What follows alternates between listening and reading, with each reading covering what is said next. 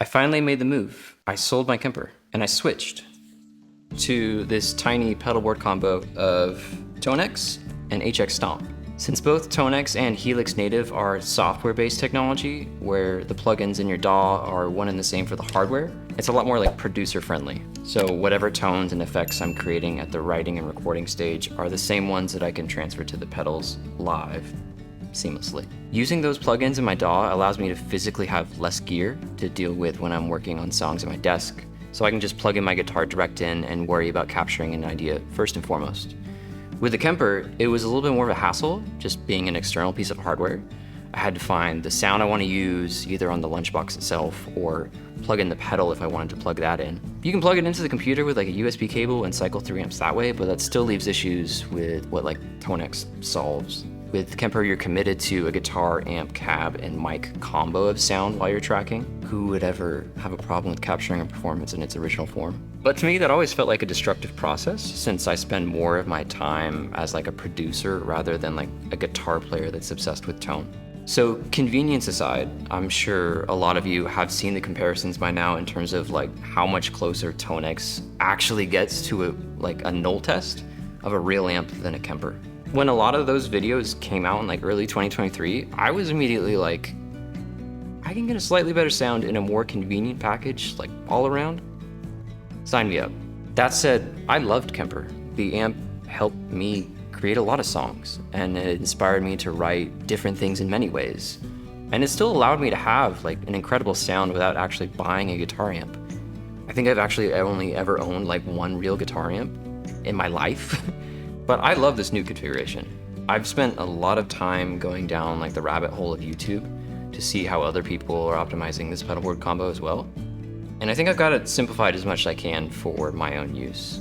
My pedalboard bass that I'm using is a Pedal Train Metro 16, and I opted for the hard case with this one. For every song in my own setlist, I've configured the HX Stomp to be the host of each patch. I switched from like the ABC format to just standard numerical order because I'm often not changing effects per song, it's just overall gain staging changes that are happening at the amp level. So my signal flow is I start with guitar into the HX Stomp. From there I have some pre-amplifier pedals if I want, like compression, some kind of stuff like that. Followed by a send return that comes out on the side. This gets sent to the Tonex to use like the amp and cab models in Tonex that I want to use. The preset numbering follows suit to the HX for a good reason, and I'll explain that in a second. But after that send return is where I have like my post-amp effects, and then from there it's just going direct out to front of house from the output.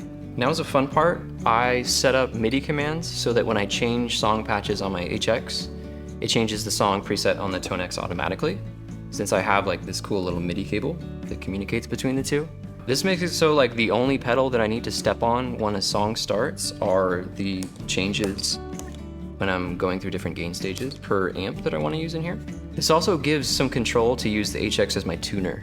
So it bypasses the Tonex entirely while I'm tuning on the HX, which actually I really like the tuner on the HX, it's pretty cool. The light in here is changing a lot, sorry. I also think since I'm not using any of the stomp switches for like turning on and off effects per song, the HX actually draws less power because the LED lights in the pedal, I've seen some tests where it seems to take up like 100 to 200 milliamps each time the light is on, just for blinking and being on. So overall it draws a lot less power from the pedal to my power supply. Maybe it makes your power solution easier if you're not worried about having lights on. But that ties into what I have underneath. Right now, this is the Chalk's SOL, which is like the little brother to the DC7. It powers both of these pedals just fine, and I still have like 2 more ports underneath there, just in case I want to add something to the top row of the pedal train. So yeah, that's my pedal board. I'm super excited about this new pedal board. It's so small, it's convenient, and I can edit all the presets in my computer beforehand to play the same sounds when I'm writing and recording songs.